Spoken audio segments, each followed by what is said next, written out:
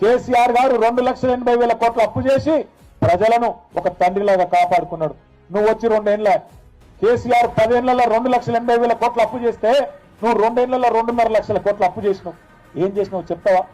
ఒక ఇటుక పెట్టినవా? ఒక కాలువ తవ్వినవా? ఒక చెరువు తవ్వినవా? ఒక్క మంచి పని చేసినవా? ఒక్క హామీ నిలబెట్టుకున్నావా? ఏం చేసినావు? దయచేసి చెప్పు ప్రజలకు. శ్వేత పత్రాలు ప్రచురించి దమ్ముంటే చెప్పు. ఇవాళ ఎంతసేపు కేసులు పెడతా, పోలీసులను అడ్డం పెట్టుకొని బతుకుతా, ఎన్ని రోజులు తిరుగుతావు అట్లా? 2 ఏళ్ళు అయిపోయింది, నీ హనీమూన్ పీరియడ్ అయిపోయింది, ఇక అసలు కథ మొదలున్నది.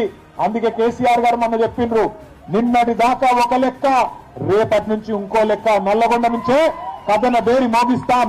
కృష్ణా జలాల్లో జరుగుతున్న అన్యాయం మీద నల్లగొండ నుంచే కేసీఆర్ గారు మరి యుద్ధం ప్రకటించబోతా ఉన్నారు. తొందరలోనే మన మునుగోడు దేవరకొండ మధ్యలో ఏదో ఒక ప్రాంతంలో మన జిల్లా నాయకత్వంతో మాట్లాడి అక్కడ ఒక బహిరంగ సభ కూడా ఉంటది.